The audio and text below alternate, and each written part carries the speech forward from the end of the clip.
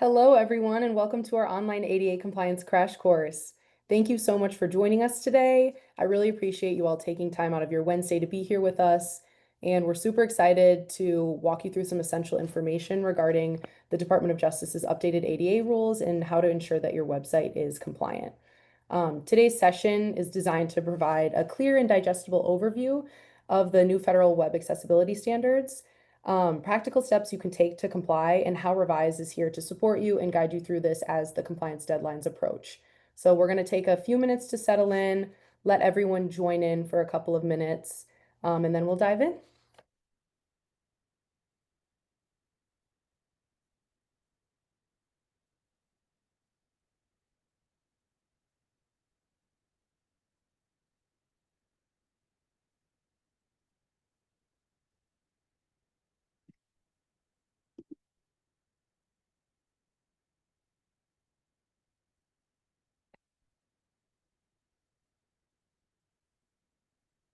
Hello, everyone. We're just allowing people to filter in before we get started here, but thank you for joining us today.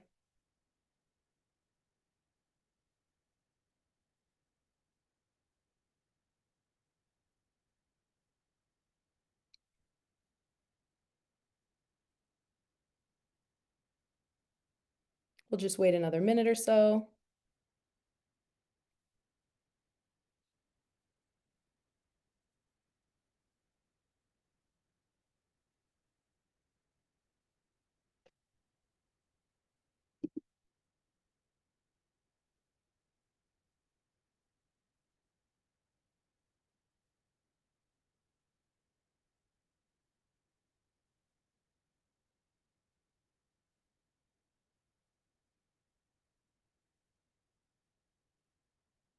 All right. It looks like most of us have joined now, so let's go ahead and get started. We'll start with a host introduction. My name is Hannah Shramsky. I'm the marketing specialist here at Revize. You may have seen me at previous webinar sessions, maybe the AI chatbot session back in January, or CMS refresher series that we do for our clients. And we're thrilled to be joined by Michael Smith, our in-house ADA developer and specialist here at Revize. And he will lead the live Q&A session at the end. The setup of today's webinar will sort of be an informational presentation by me for about 40 or so minutes where we'll go through my slides, and then we'll open up the floor to a Q&A where Michael will take over and address your questions in more detail. Just a few housekeeping items before we get started. This webinar is currently being recorded, and I'm going to upload the recording to our YouTube channel either by the end of today or by the end of tomorrow. So you can reference this anytime. You can feel free to share the recording with colleagues who couldn't make it today, and just use it as a resource as you learn how to make your local government web presence ADA compliant. So just make sure to subscribe to our Revize YouTube channel so you don't miss out on that. Like I mentioned before, we are going to have a Q&A at the end of the session, so make sure if you have any questions as we go through the presentation, there's a good chance I might answer it as I go along. And if not, just have them jotted down and I will ask everyone to drop their questions in the chat and I can ask them to Michael as he guides us through a Q&A. So just hang on tight to those questions until the end.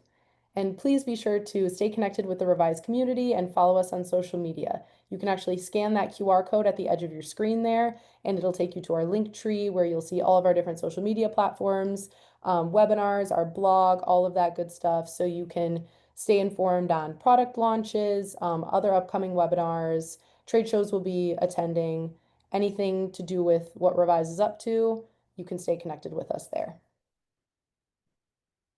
A little bit about Revize for those of you who are new to us. Welcome, welcome all.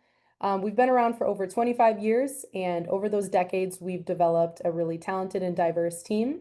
We specialize in building beautiful, accessible, and functional websites and web applications for local government entities. And we're headquartered in Troy, Michigan, which is the Metro Detroit area for those of you who are familiar, but we proudly serve government agencies all across the country. All right.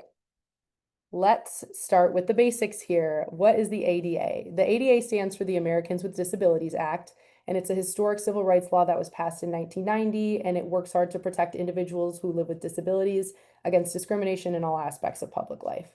So this law ensures equal opportunities for people with disabilities in employment, transportation, public accommodations. In bold here, you see state and local government and many other areas.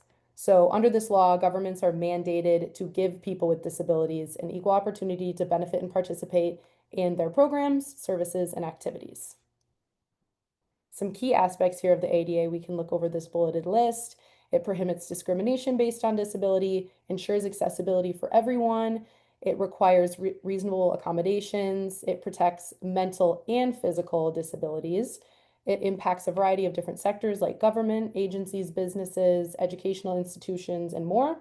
And it's enforced by the U.S. Department of Justice, which is important because last year, the U.S. Department of Justice made a historic ruling regarding online accessibility and the ADA, and it essentially expanded its protection to include the digital realm as well as the physical.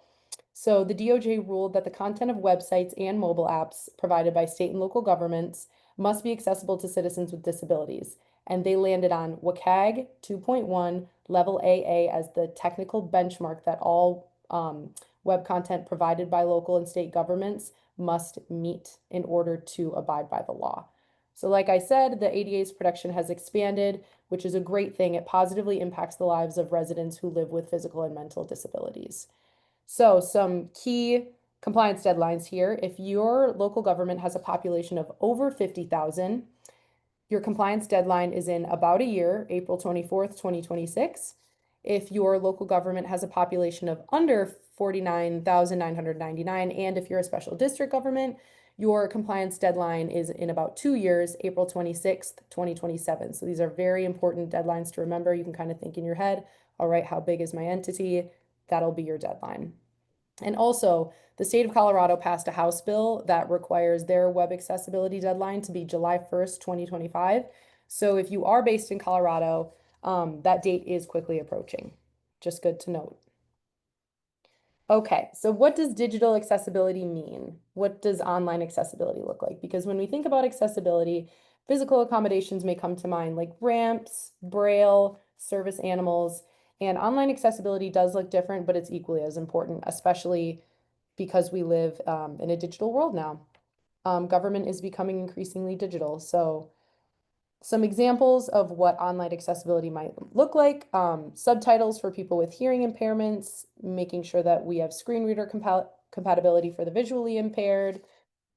People with mobility impairments can use a keyboard instead of a mouse to navigate a website. And essentially, the bottom line is all users, regardless of disability, should be able to equally access government services and information that's provided online.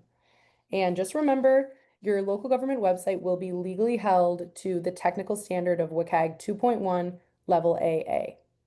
So let's talk about WCAG. What is this? It stands for the Web Content Accessibility Guidelines, and these guidelines are developed by the World Wide Web Consortium, and they outline what is needed for web accessibility, how to make web content usable and accessible by people with disabilities. And it's essentially an international standard that defines 3 levels of conformance, which provides a framework for achieving legal compliance on your website.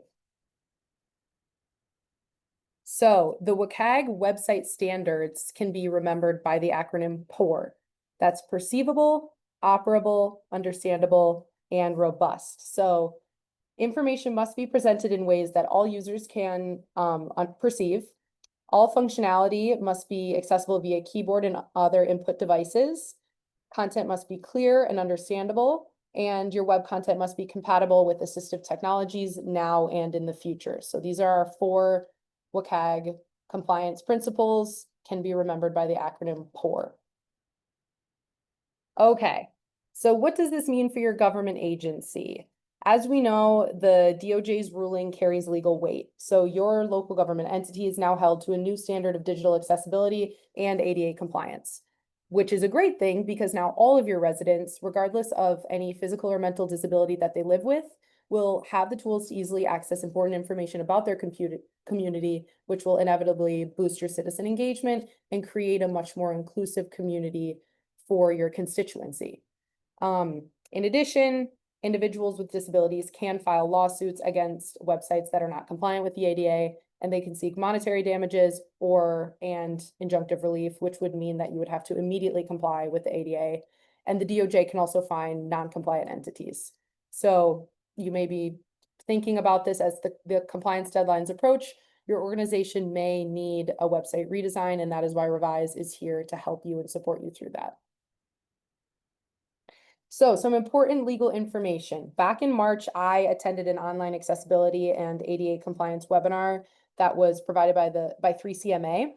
And one of the panelists was attorney Mike Bradley. He is a communications attorney, and his firm is known for their expertise in federal laws and regulations that impact state and local authorities regarding communications. So he represents local governments on telecommunications issues, and this information here was from his presentation. I thought it was really helpful and informative. So you might be in this webinar thinking, ooh, I don't work for a city or a county. Maybe this won't apply to me. Well, it's important to remember the ADA applies to all agents of municipalities. So that's nonprofits, boards, commissions, libraries, housing authorities, conservation, and more. And also ADA lawsuits are peaking, they're growing, they're at a high, and websites are a huge source of ADA litigation. And California, Florida, and New York are the states with the most ADA cases filed. So if you're based in one of those 3 states, that's just good information to know. It's going to be imperative for you to comply with the ADA. If you think about it, it is easy for someone to look up your public website and do a quick free scan to see if it's ADA compliant, and if not, they can take legal action. So that's why this stuff is important, as I'm sure all of you fully understand. And it's good to remember the ADA applies to all web content provided by local governments. So that's code, text, video, and sound on a website. It's also your social media presence, and it's also your conventional electronic documents, your PDFs, PowerPoints, forms, and any mobile apps that you provide. Now, what is the scope of the rule? What are some exceptions to the rule? There are some forms of web content that do not have to meet WCAG 2.1 level AA standards. However, specific criteria have to be met. So we're going to talk about some of those here. These following forms of web content do not have to meet the WCAG standards. Archived web content, pre-existing conventional electronic documents, content posted by third parties, individualized password protected electronic documents, and pre-existing social media posts.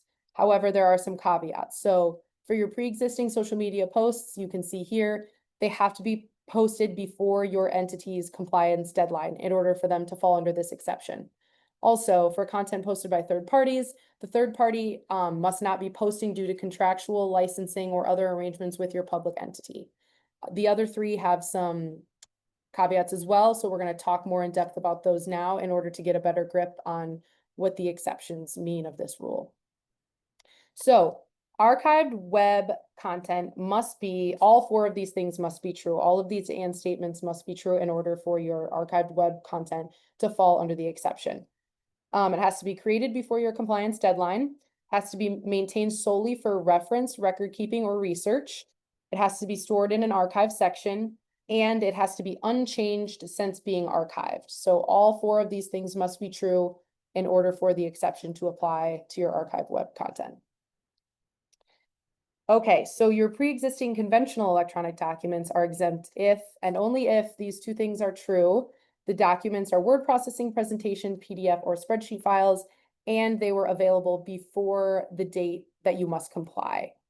However, this one gets a little tricky because the exception does not apply to documents that are being used to participate or benefit from local government services, programs, or activities, even if they were posted before your compliance date. So if they're still in active use on your website, they do need to be compliant with the ADA, which it makes sense. So this one is a little bit tricky, but it's good to understand this exception. Now, individualized password protected documents are exempt if the documents are word processing, presentation, PDF, or spreadsheet files, and the documents are about a specific person, property, or account, and they are secured, password protected. So these exceptions I pulled straight from the DOJ website. So this is all correct information that you can trust. And it's important to get to know these exceptions well as you try to tackle ADA compliance, and create web content that meets WCAG standards. Okay, at this point, you might be feeling like, okay, where do I start? How do I edit my website in compliance then? And this may feel overwhelming. I totally understand. Let's make it a little bit less daunting together by breaking it down even further. And we'll learn how to create a perceivable, operable, understandable, and robust website. And along the way, we're going to talk about how Revize is here to support you and guide you through managing these new standards. All right, we're going to take a minute to check out this ADA compliance checklist. This is some of the really important ones that we want to make sure we're doing when we're creating web content that complies with the ADA. Some of these you may be familiar with. Some of these may look new to you. I'm just going to have everyone look for a second. And then we're going to talk about these in depth together.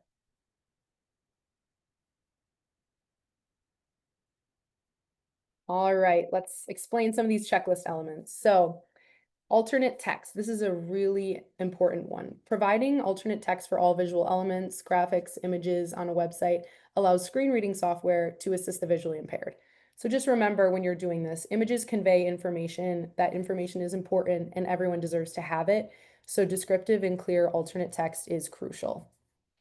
Color contrast. So high contrast between background and text is important. Like on this slide here, you can see I have a purple background, but I'm using white text. So there's high contrast between the text and the background. So using light background with dark copy or vice versa. And what would be even better is to allow users to control their contrast and brightness settings to get their desired experience. The more control that you give to the user, the more accessible your website will be. Making sure your website is programmed to be entirely keyboard navigable ensures that individuals with mobility impairments can maneuver through your site. Video captions and transcripts. So this permits deaf or hearing impaired individuals to access information shared in video format. If you think about sitting down to watch a movie and you can't hear the movie, maybe it's turned on mute, you would not be able to understand anything that's happening in front of you. So this is a really important one to ensure that you're always providing video captions and transcripts. And responsive design is another big one. You want to make sure that if you pull up your website on any device, whether it be a computer, a phone, a tablet, all of the information and functions of the website will be easy to use. You don't want to pull up your government website on a phone and not be able to click the button that allows you to pay your water bill. So making sure that you can access this website on any device is a really important one, especially in a day and age where we all use our phones for many things. Okay, we'll keep going here. So ARIA roles and attributes. This is short for accessible rich internet applications, and they define the meaning or purpose of an element, while attributes can provide additional information like state or property. And essentially, these make the web content and applications accessible to those who use assistive technology. It tells them what a certain element is. Readable text. This is an important one. We want to avoid complex script on your website to make sure that it's easy to read and understand. This will be helpful for all residents, whether or not they have physical or mental disabilities. Readable font is an easy one that you can fix on your website. Form accessibility. This is one that I never thought about until I learned about it, and I think it's really important. Timed or unclear forms are difficult to use for those with disabilities, so just try to stay away from timed forms. And if you do have timed forms, allow for time extensions.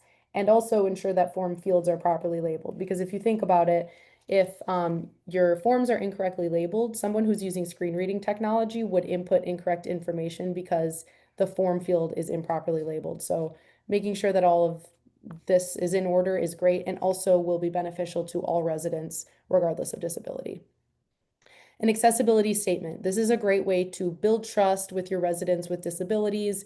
You can just declare your commitment to creating an accessible and inclusive online presence.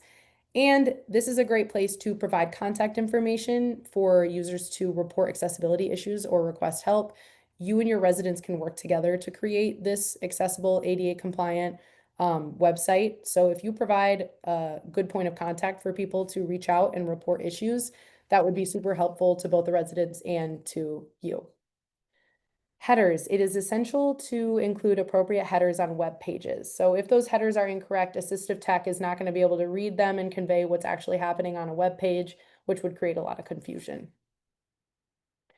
Okay, some design tips for you. This is some best practices straight from an accessibility expert.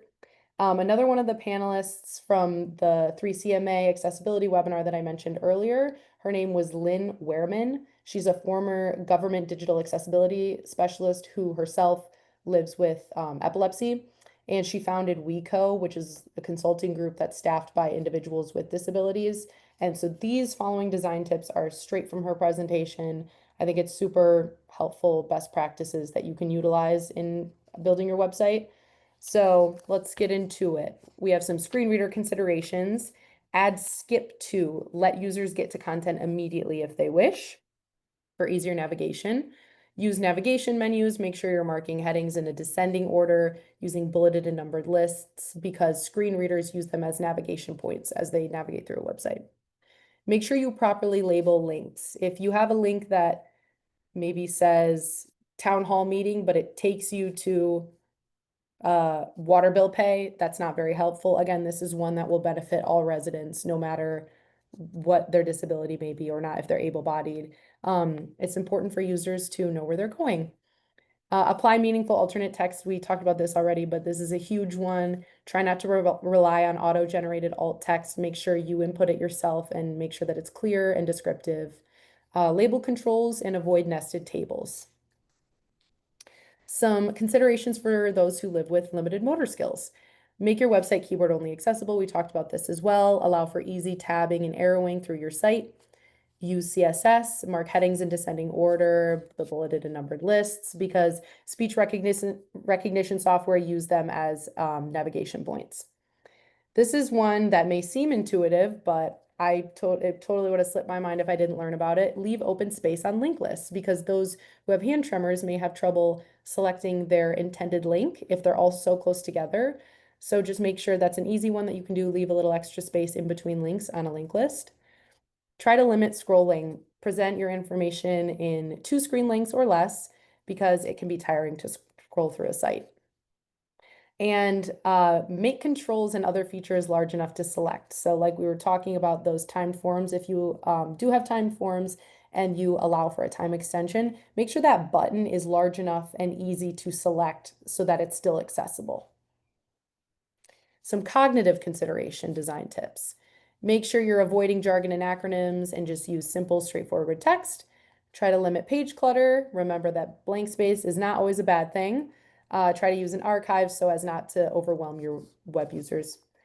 Allow user media control, like leaving the carousel controls in the off position, as much control as you can give to your user. Like I said, it just makes your website all the more accessible. And make it easy to find information in multiple ways. So search boxes, topic buttons, just finding information in multiple different ways is really important. All right. Some hearing consideration design tips. Provide visual success indicators and warnings. So like form submission errors and success messages. If they're just audio only, those who have sight impairments would not be able to know if something was successful or not. So that's an important one. Excuse me. Provide captioning and transcripts for video. So like I mentioned before, just think, what if I couldn't see or hear this video? You want to make sure you have all of the things that make something accessible provided to people on the website.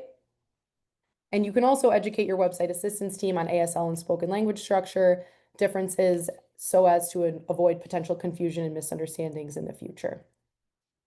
Another bonus tip, WeCo, this company that Lynn Wehrman founded, they offer free accessibility assessments that are conducted by professionals trained on WCAG standards and ADA guidelines, and they also live with disabilities. So that would be a fantastic way to sort of test your site in the real world and get an idea of where you're at on accessibility. And I'll talk more about that in a little bit, but just keep that in mind.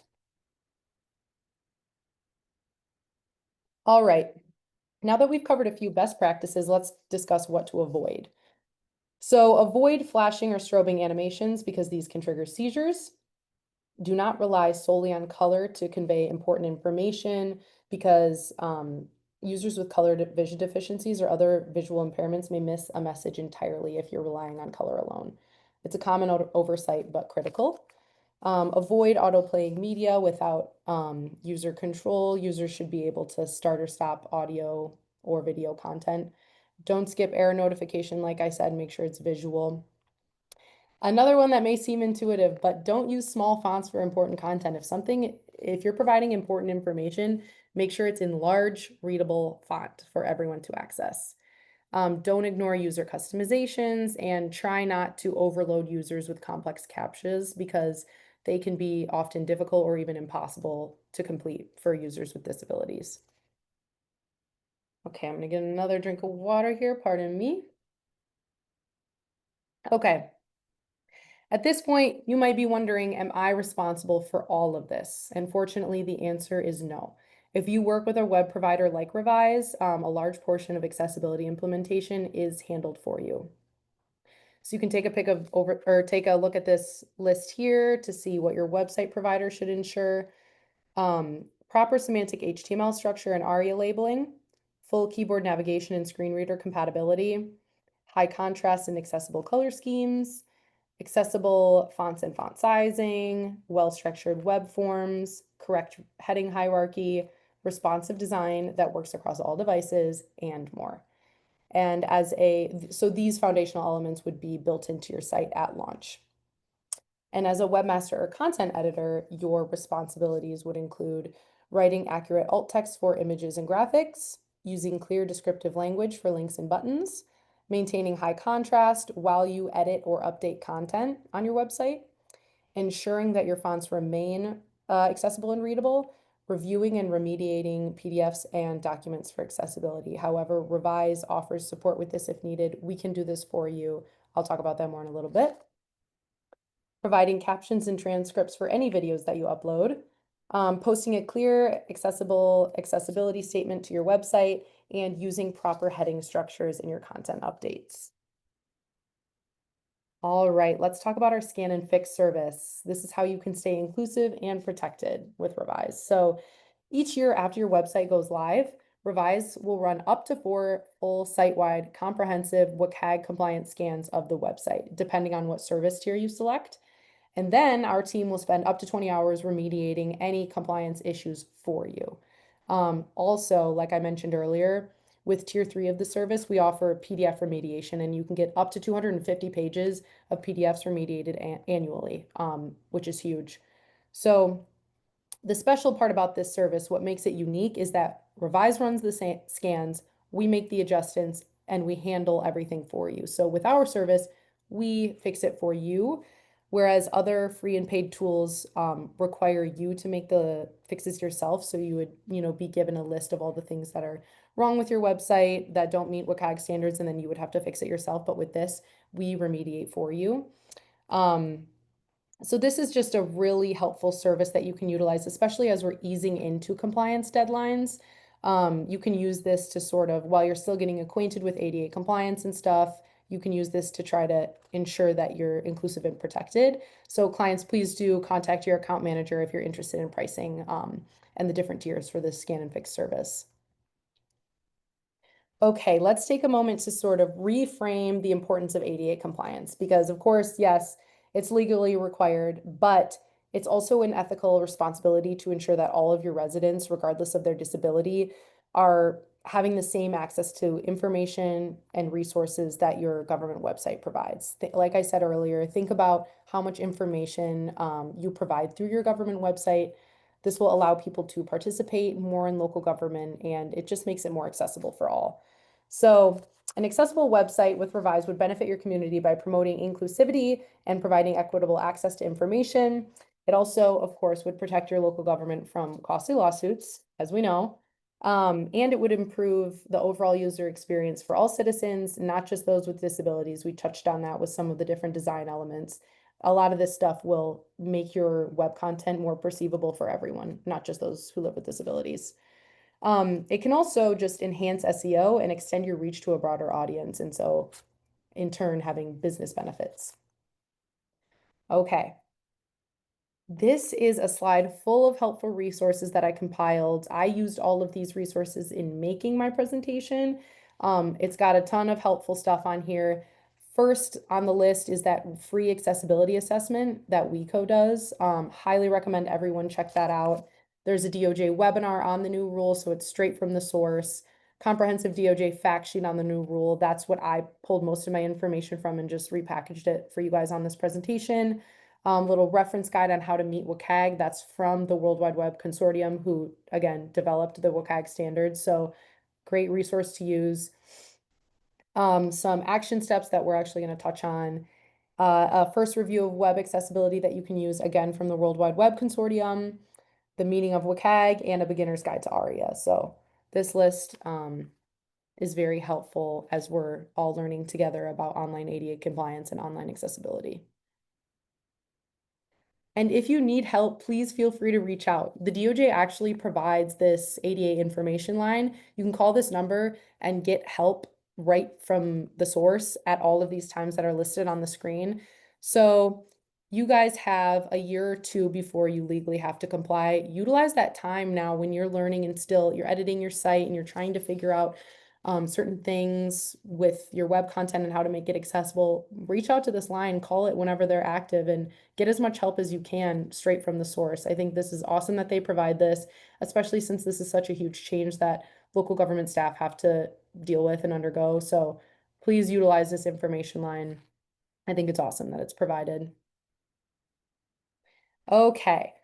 Now that we've talked about, how to comply, all of the different standards, how Revize can support you, let's focus on some actionable steps that you can take to ensure that your local government website is compliant before the deadline. And I want everyone together to collectively take a deep breath. I know that these deadlines and these standards may feel intimidating, but like I said, you still have time and you don't have to do it alone. Revize is here to help you.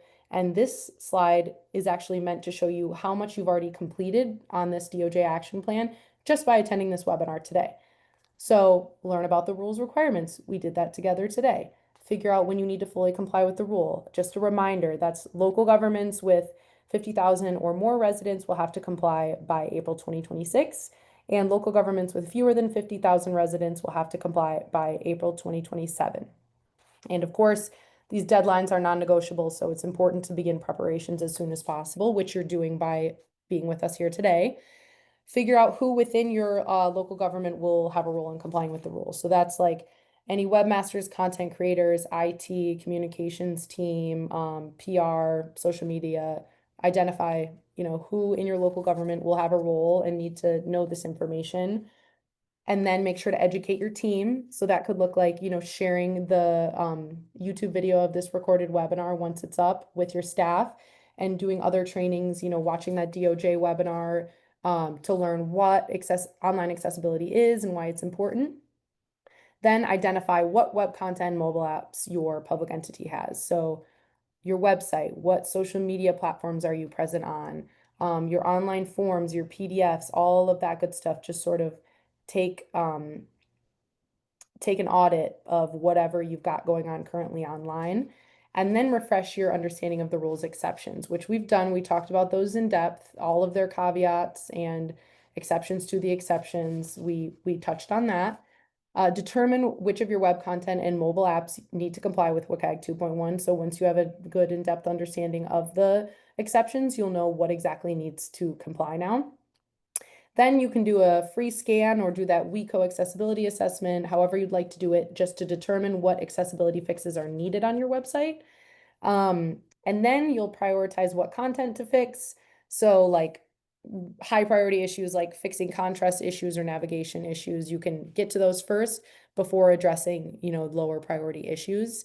And then work with your web provider. So if you're working with Revize or a different web provider, just make sure you have a clear understanding of what you're responsible of and what they can do for you. Like I said, we can provide a fully WCAG 2.2 level AA website redesign for you in a couple of months. We've also got that scan and fix service for clients to help you ensure ongoing compliance and help you as we ease into these compliance deadlines. So it's just important to know what resources you have available to you and then what will be your responsibility when the time comes. Okay. So please be sure to contact us. I just would love to remind everyone, if you're interested in learning more about our ADA compliant websites, our external web applications that create inclusive communities, or if you would like a free demo, just please reach out to us to any of these different lines of communication. On our website, you can go to revize.com, scroll to get to the submission box and contact us, input your information there. Feel free to call us on the phone or shoot us an email. We would love to talk to you guys. We really want to help local government staff get through this and support you through this, issue of online ADA compliance. So please write these contact lines down and please do contact us if you're interested. And okay. Some final thoughts. As we reach the end of today's session, I just want to thank you so much for joining us. Thank you for your attention, your participation. I know this is a lot of information and it can seem overwhelming, but I hope now at the conclusion of this, you feel a little bit more empowered and prepared to tackle online ADA compliance, meeting WCAG standards on your website, and just have a deeper understanding of what online accessibility really means. If you're unsure of where to start, just remember, like I said, we're here to support you, whether it be website redesigns or ongoing compliance services. We have the tools, expertise, and resources to make this transition and this process as smooth as possible. So just want to make sure that that's clear. I'm now going to hand it over to Michael Smith, who will walk us through the live Q&A session. If you have any questions, I see that the chat has been lighting up while I've been rambling on, so I'm going to check that out. And please now drop your questions in the chat. Michael will address them as I read them off. And also, if you need to take off, I totally understand. Thank you so much for attending today's webinar, and don't hesitate to reach out to your Revize account manager or contact us with any of those aforementioned contact lines for assistance. Thank you so much for participating. And again, the webinar recording will be uploaded to our Revize YouTube channel either by the end of today or the end of tomorrow. So with that being said, for those of you who have to leave us, have a wonderful day and enjoy your Memorial Day weekend. And for those of you who have time to stay for some questions, I'm going to take a peek at this chat. Okay. Let's see. Alrighty. I'm checking out the chat, everyone. Let's see a few in All there. right. Yeah, I scrolled up to the top from Victoria Smith. One of the things the DOJ hasn't addressed is how to make maps accessible. We have different kinds of maps on our website. And Michael, do you have any tips for making maps accessible, or is that just something that hasn't been provided yet? Yeah, so for maps, you're not responsible for, like, if you use like an iframe or something to bring in a map, and it's like just a location of where you're located. The map itself is not your responsibility. That is wherever the iframe is coming from, wherever you're getting that map from. But the best practice for maps would be to have like a clear description underneath the map in just text form of like maybe the address or the actual location, a little description of what the map is representing, just so that someone who doesn't see the map can still understand what the map is showing them. As far as like the actual code, you'll just add like a title to the map, and that will be enough to read off to screen readers to kind of give them an idea of what the map is showing them. But ideally, whatever maps you're using, you will have like a text alternative underneath the map or somewhere in the area that will kind of give a description of what the map is representing. So yeah, like again, the location, the address, things like that. But outside that, yeah, the map itself should be accessible from the provider that you're getting it from, Google Maps or whoever else. Okay. Kaylee is wondering, is there a way to check the accessibility of the website? Meaning, is there a way to run a screen reader and make sure everything makes sense? Yeah, yep, of course. So we use multiple tools. There's a bunch of free ones. Wave is a good tool. These are like Chrome plugins or browser plugins you can just install. I think they even have websites. If you just Google like accessibility checkers, you can just put your website in there, and then it'll come up with like a score, or like just to give you a general idea of what your accessibility level is currently. but there are plenty of free options for this. There's Wave is a good one. Site Improve is another free plugin for the browser that you can use. You bring up your website, you'll click the little extension button, and then it'll kind of just open up and it'll show you all your accessibility scores and things right there. So yeah, there's plenty of free options to scan your website. Awesome. Pamela is wondering, how does this apply to board meeting materials like packets that you might have on your website? So is that referring to like PDFs and things? I'm I'm assuming. assuming, yeah, so any web content that your local government provides, after that compliance date, it will have to be ADA compliant. So if you're Correct. Yeah. providing, yeah, that board meeting material, any packets or documents, that falls under the web content umbrella, meaning that after the compliance deadline, it will have to be ADA compliant. But there are some ways that for things that were posted before, they Correct. may not be having to be compliant. Yep. And Um, yep. Go ahead. Wondering about what would you do about a video that is just visual with no narrative? Right. So ideally, you would still have like a description somewhere underneath the video, again, like a text alternative that would just at least describe the video. Even if it's just like like a decorative video showing your location, just whatever it may be, you still would want to describe kind of for people who can't see the video what the video represents. Ideally, you could also have like an audio caption. It's not required, it's optional. It's kind of nice just to have like a transcript, like an audio version of like what's happening in the video. But ideally, the alternative text underneath the video would probably be the best way to go about that. Yeah, that makes total sense. Just very similar to alternate text that you would provide for any visual element. Colleen is wondering, what exactly is PDF remediation? Okay, so PDF remediation, it's similar to website remediation in the sense that the documents you create, you're going to want to have good contrast ratios, dark text, light background, light text, dark background. Any images you're putting in your document, you're going to want to have alt text on those images just so that people who can't see the images will still get the alternative text and they'll be able to understand what the image is representing. And things like tagging documents, which is, I believe, don't quote me on this, I believe it is mostly done automatically. You can definitely do manual tagging as well, but when you like create a heading, for example, and you highlight some text and you make it a heading, behind the scenes there's like it's almost like HTML where it'll tag that text, which allows screen readers to understand, okay, this is a heading, this is the text, this is whatever, an image. So it just helps screen readers kind of understand what they're reading off. Um, yeah, and let's see what else. Descriptive link text. If you have buttons on your documents, you want to have like a good ARIA label or a text in the background. You don't want to just say like read more for a button. That's not very descriptive. Um, yeah, I guess. Awesome.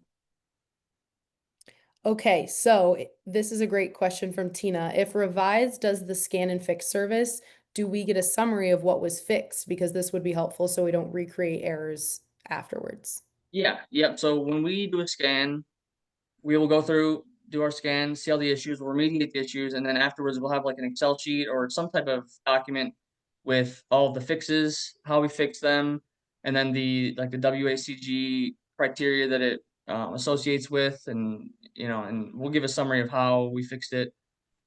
And yeah, we do provide like a nice summary. And if you're using like Recite Me, our partner, they have an accessibility checker like backend on their website where it'll list all the issues as well. And when we fix them on there, you'll be able to see everything that was fixed. It'll explain exactly what the issue was, how it happened, why it happened. And I think it even gives steps on how to remediate it, even though we will be doing the remediation, it still will, give you a good idea of what the issue was and how to not let it happen again. Yeah, the Recite Me integration is an awesome thing to look into for anyone with a revised website. Yes. Um, Maybe you have some advice about this, Michael. Steph says PDF remediation can be expensive and cumbersome. What does Revise recommend as an alternative to posting documents? We're leaning towards having our users post live Google Docs and Word docs instead, but what would our team recommend? So a good alternative to if you don't want to create PDFs would just be having an actual page on your website that you create, which would be essentially the same content as the PDF, but it's just a page on your website. This way, you have all the text. Everything is proper HTML, semantic HTML. We do the scan and fix service, so all of that content on that page will be accessible. So that would be a good alternative if you're using like a live Google document. I would say like the best bet is it's the same as like a PDF, where you want to have, same alt text on images, proper headings, and preferably the document is like in read only so that not, people can't just go and edit it and change the content on there and stuff like that. But that is also a good alternative. But I think the best case would be like creating an actual page on your website with that PDF content instead. Okay, great. I see a lot of people wondering about getting copies of the slides. Yes, I can send an email to everyone who attended today with the slides in there so that you guys can have access to this information. And I know like the resources slide with all of the helpful links, I want everyone to definitely be able to access that. So you can Yeah. keep your eyes peeled for that later this week. Jamie's wondering, as part of our agreement with Revize, we are able to get a free refresh this year. Can some of this be incorporated into the refresh? Yeah, I believe all of this, like when we build our websites, they're all designed with accessibility in mind. Any refresh going forward will definitely have all of the latest accessibility standards built in, so you don't have to worry about that. Yep. If you, like I mentioned before, Revize guarantees a WCAG 2.2 level AA compliant website upon launch. So if you get a free redesign this year, that is what the same standards would be implemented into your new website. Okay, Sarah's wondering if we post meeting videos to YouTube and it has closed captioning, do we still need to create a separate transcript? And any advice on how to easily create that? So that is a good start. The YouTube automated captions are a really good start. Honestly, that's probably good enough for most videos, but an alternative would be you can actually download the transcript from YouTube, which will give you like the text version of the entire video. And then if you needed to go and modify it slightly to, maybe the automated caption got some things wrong or something like that, you can download it and modify that transcription and then put it back on the video. So that way you can be, you're safe that the transcript is exactly what the video is describing. Okay, great. This is a good question from Caitlin. Are all of Revise's pre-existing modules accessible and compliant with WCAG, like our calendar app, FAQ, document center, bid posting, building directory, etc.? Yes. Yep. So we continue working on these. As far as I know, they're all compliant, and we continue to make like new versions. Like our calendar, we had an older version. Now we have a newer version that's even more accessible. Because a lot of this, we're learning as well when this deadline's coming up. So all of our existing modules, we're continuing to work on making sure they're accessible.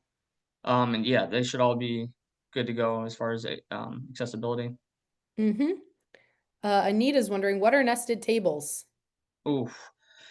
Okay, so tables are in HTML. Back in the day, the old web standard was tables. You design your website with tables, and that kind of was not the best way to go about it. But it's, fast forward all these years, we have many different alternatives to create like layouts for websites. We don't use tables really anymore.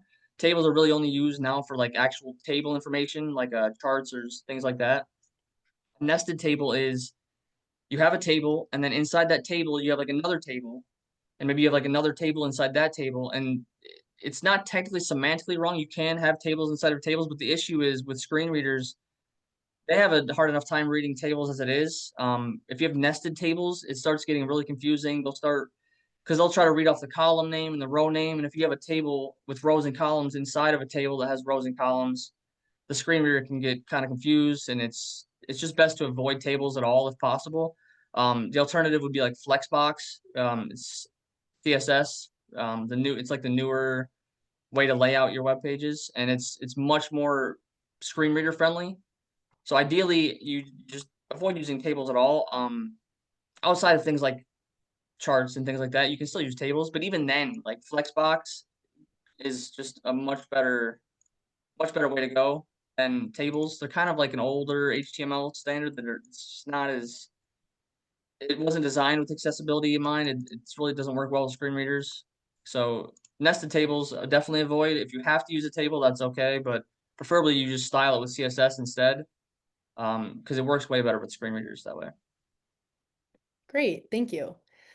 Steph is wondering, you currently have a turn Word doc into PDF button in the file manager. So are we turning them into compliant PDFs, or is it just turning a Word doc into a PDF and then you would still be responsible for the content Um, being compliant? yeah. So I'm not totally sure. I'm pretty sure. I mean, if the documents were um accessible beforehand, like they were properly made with, proper colors and the same things we've been covering, converting them to the PDF will be the exact same. They will be compliant. They will be, yeah, they should be fully compliant. It's as long as the document was made with accessibility in mind. One thing to avoid for sure though is like taking a picture and turning it into a PDF, because if you have a PDF but it's not actually text and headings and like actual content, it's just an image. Like the issue is screen readers can't really read the images. They don't have they just see an image, so you'll have to have like good alternative text. But even then, there's no way to for a screen reader to understand what's in that image. So definitely avoid like using images as PDFs. Try to actually create the content manually. Uh, Yeah, I believe so. If you were turning a Word doc into a PDF in our file manager, if it's not compliant when you press the button, it's right. just changing it into PDF format. So you would still be responsible for making sure that PDF is compliant. Correct. Yes. Um, oh, this is a good question from Brooke. Read the use of PDFs for a small document. It makes sense to make it a page, like a web page. How Yeah. do we handle a large document like municipal code that we currently have saved as a PDF? So if it's already a PDF, you've already created it, maybe you didn't create it with accessibility in mind. I think like the best option would just to be send it to us to get, use our remediation service. We'll go through the entire document and kind of convert it to be fully accessible. But ideally, like going forward, documents you create them with accessibility in mind, just so that it's less work for everybody. But yeah, I would say. Sorry, what was it? Can you repeat the question one more time? Just Yeah, of course. Regarding the use of PDFs for a small document, it makes sense to make it a page, but how do we handle a large document like municipal code that we currently have saved as a PDF? right. So yeah, it's just ensuring that it was when you make documents to compliant, and then I would say just we have our service to remediate them. You can also remediate them yourselves. It's actually not too difficult. Um, there are a lot of different softwares out there. I would recommend Acrobat, Adobe Acrobat. They have an accessibility checker also that you can just open up and scan your PDF that way. And it should, give you like a list of issues and you can remediate them yourself. But either way, you can send them to us and we can also remediate them as well. Also, Brooke, if you are a Revise client, Revise is partnered with General Code. So if you're thinking about changing up how you handle municipal code on your website, contact your account manager and they can tell you more about our partnership with General Code and maybe address this more in depth and see if we have an even better solution for you that you may be interested in. Okay. If we use a third-party vendor for packets like Municode, are they responsible for compliance? Or do we need to make sure our documents are compliant when we upload? I would assume that they would be making sure the documents are compliant. You're using their service. They're the ones creating the PDF. They should be sure that those documents are compliant. It wouldn't hurt to double check and just scan it yourself, or just to be safe. But I would say that yeah, I think that if you're using an external service to make your documents, though they would also be responsible for ensuring those documents are compliant. But at the end of the day, it is your responsibility as well to make sure the documents are compliant. So I would do a double check again with Acrobat, or even like I think there's some free services you can Google that will scan PDFs for you. Um, so Yeah. yeah, It is important for you to reach out to all of your vendors that are involved in your web content management and creation. So reach out to Municode and see what are their practices, what are their policies for ADA compliance, because we can't speak to that. I'm not sure how they handle ADA compliance, so you'd have to reach out directly to them to see how they handle it for you. We know what we do, but we can't speak on what they do for their clients. Colleen is wondering, is the Revize site already compatible with different devices like phones? Yes. Yep. All of our websites are designed with mobile friendly, tablet friendly. Um, yep. We take care of everything. All the layouts will be fine on mobile, tablets, every Mhm. device you can think of. Yep. Every Revize website has responsive design. We specialize in responsive design, so you don't have to worry about that if you're a Revize client. Um, okay. When we use your remediation tool to check out a site, does it check PDFs as well, and do you automatically fix those PDFs? So our scan and fix service that has 3 tiers, only if you select the third tier would you get that PDF remediation. So reach out to your account manager and they can talk to you more about the pricing and what the different tiers would entail for your scan and fix service. Because we wouldn't automatically fix those if you selected tier 1 or tier 2 of the service.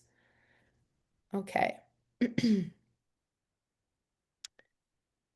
So we're required to provide transcripts of things like meeting audio files, Colleen is wondering.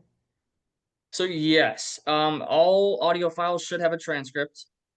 And there are tools to build transcripts out. I don't actually know any off the top of my head, but I know they exist. But ideally, yes, you will have like a transcript. You can, I guess, like next to the audio file link, you'll have like another link with the transcript. So you can, download the transcript, you can listen to the audio file.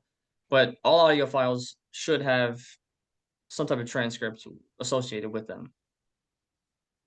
Okay. Crystal is wondering, what is an ADA compliant alternative to document containers? What can you elaborate a little bit? What do you mean by document containers? Um, I'm not sure that was Can you- asked at 152, so maybe it was in reference to Ooh. something you were saying back then. Crystal, if you're still with us, feel free to elaborate in the chat, and maybe we can better answer your question once we have a little more context. Yeah, I'm not totally sure. Um, let's see. Oh, from Laura, with alt text, are there any tools that check to see if it's relevant or appropriate text? When our site was created, each image has text in that field, but it's not always a relevant or appropriate text. Like in some cases, it's just a copy of the file name. It's Right. So that is a difficult one because it's hard to scan for the content of the alt text. So like for example, if you have an automated scan that goes through all the alt text, as long as it sees alt text there, it doesn't really know a good way to tell if it's descriptive enough, if it's, if it actually describes the image. Most of the scanners will just see there's alt text and say you're good to go. So it doesn't actually, recommend like, oh, this is an image of, a house or whatever it is, and the alt text should be different. It just kind of checks if there is alt text, um, and it kind of gives you the good to go sign. But yeah, it does not recommend like alt text, changes or things like that.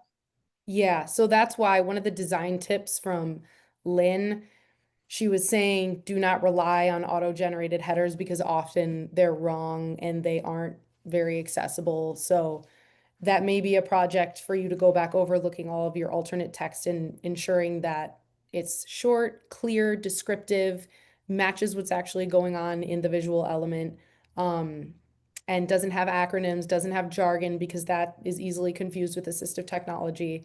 Um, so anyway, Yep. Steph is wondering, can you talk about how to assign headers?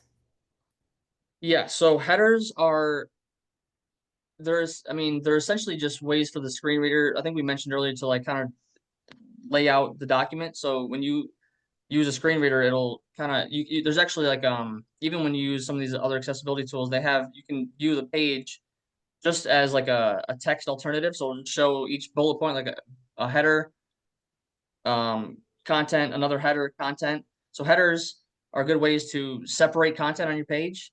So for example, like every page on your website should have one H1 element is like the main header of your page. And this kind of is like a good descriptor of the entire page. And then let's say you have multiple sections on that page. Each one of those sections should have an H2, a second header, and then more content there. And then if you have like a subsection in that section, you have like an H3. So headers, you start with one H1. Every page has one H1. This is similar for PDFs as well. You'll have like one main heading, and then you'll go in order through H2, H3, all the way up to H6 um, to assign headers. So yeah, all pages have one H1, and then from there you can just go incrementally down, and it kind of just breaks up the page, makes it easier for assistive technology to kind of break up the page and understand what it's looking at.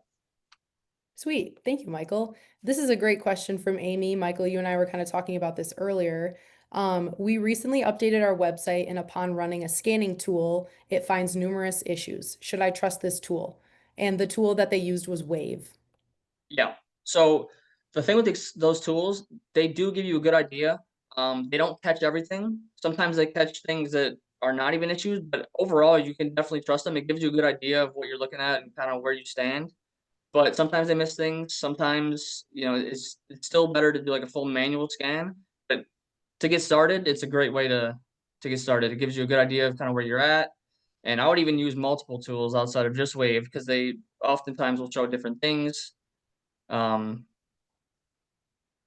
yeah, Mm-hmm. looking at this. And like what you were saying earlier too, Michael, when you and I were talking, like sometimes you run a scan tool and it might, or you enlist a service to tell you what's wrong with your website and it might show hundreds of thousands of issues when Oh yeah. really, do you want to take it from? Yeah, so we had a website where they were using some external service and it came up with the website had 300,000 errors. And in reality, it was only like one fix, but because of the place of the error, it was with the little toggle button, the little down arrow in the navigation, because there was like 10 navigation links, and then each navigation drop down had more toggle buttons, and then all 500 pages of the website, it looked like there was like thousands and thousands of errors, when in reality, it was just one simple fix, and that would fix all of them. So sometimes it can be kind of scary. You'll see a bunch of issues, but overall, it's really not, sometimes it's not as bad as it seems. Yeah. Some of those services and tools, it might be kind of a scare tactic thing to make you think there's all of these things wrong with your website. And your website, likely has WCAG standard issues, but it may not be as many as what's showing up on one of these tools. One fix, one simple fix could remediate thousands of issues that are showing up. So that's Yeah. also important to remember. I see a question from Barb. What are the dates of compliance again? So I'm gonna reiterate those really quickly. If you work for a local government with 50,000 or more residents, you have to comply by April 2026. And local governments with fewer than 50,000 residents and special district governments have to comply in April 2027. So you have about 1 to 2 years, depending on population size, before you would be subject to lawsuits or anything else from the DOJ before you have to comply with the ADA. Right. Yes, and thank you, Kaylee. Unless you're in Colorado, they passed a House bill requiring web accessibility on July 1st of this year. So again, if you're based in Colorado, it's coming up quick. Also, I think a big misconception is that you have like use away widget, which just means your website's compliant.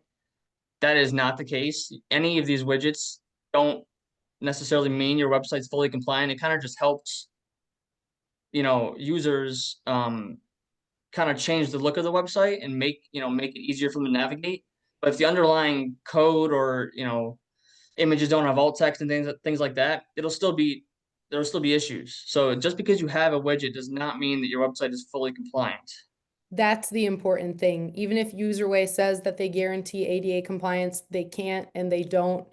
Exactly. So some of it does fall on you to make sure that your content is remediated before the compliance deadline.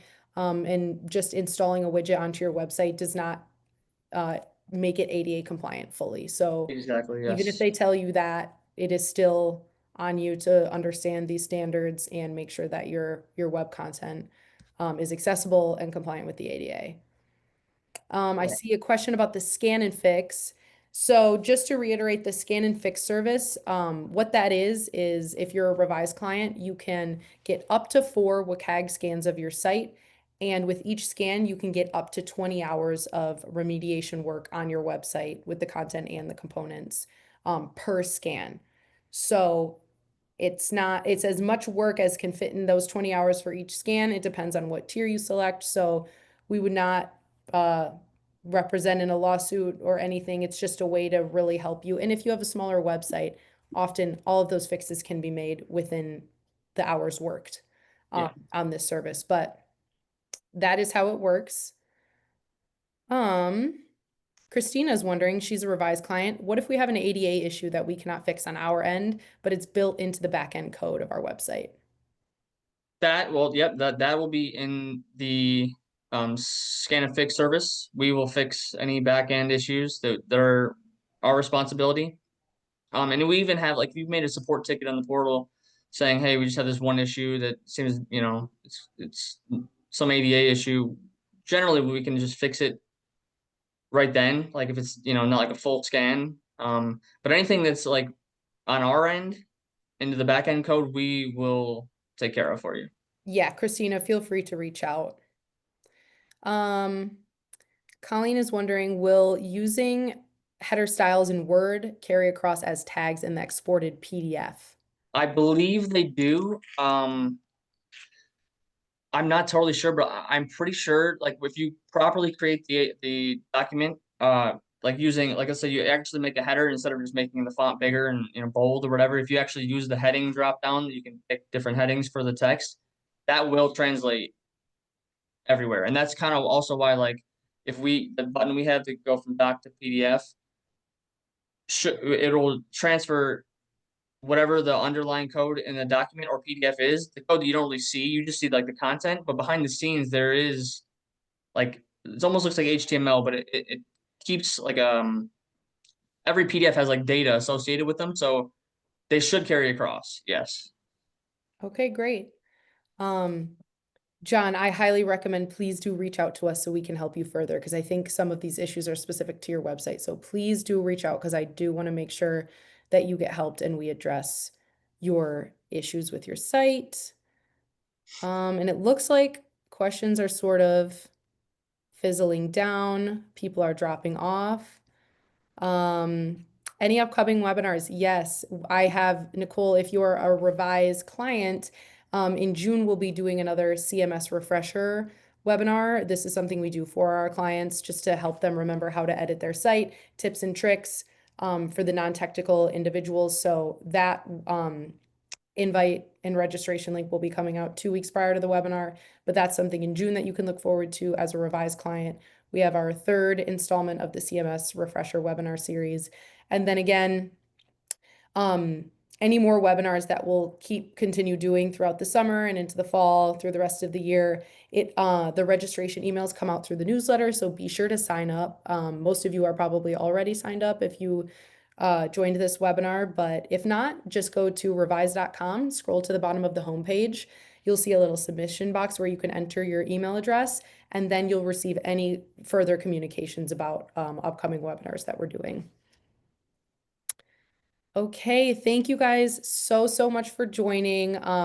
If we didn't get to your question, please feel free to reach out to us, and we'll address it for you. And just follow up with us, and we want to get all of this fixed for you. Again, I'm going to be working on uploading the recording to YouTube so that you can reference it anytime, and share it with people. And I'll get the slides out to all of the attendees of today's webinar. But thank you so much for joining us. I know this is a lot of information. Like I said, I just want everyone to feel a little bit more empowered while you go through making sure your website is ADA compliant. And yes, thank you so much for joining, everyone. Have a wonderful day. Please reach out if you need any additional help or information. Thank you to everyone who provided links in the chat. That's super helpful. And we hope to see you all at the next webinar. And thank you, Michael, Yep, of course, no problem. Thank you. even through the technical Yeah, difficulties. I cannot believe I That's made sure it was covered, okay. but I think I think the problem is I leave my laptop plugged in permanently. So when I unplug it, it was at 100% battery, but I think the battery is just kind of, it's a pretty old Zoom, laptop. I don't know. There Zoom might is be time to get a strong. new one. Yeah, and I guess Zoom is pretty resource intensive as well. All right. Thank you guys so much. I see all of your kind messages in the chat. Oh, Michelle, yes. Oh Yes. my gosh, Michelle, I hope you're okay. That sounds terrible. And yes, we are uploading the recording to the Revize YouTube channel. You can just look us up on YouTube, Revize YouTube channel. I will be uploading the recording of today's webinar session on our YouTube either by the end of today or the end of tomorrow. All right, thank you, everyone. Thank you.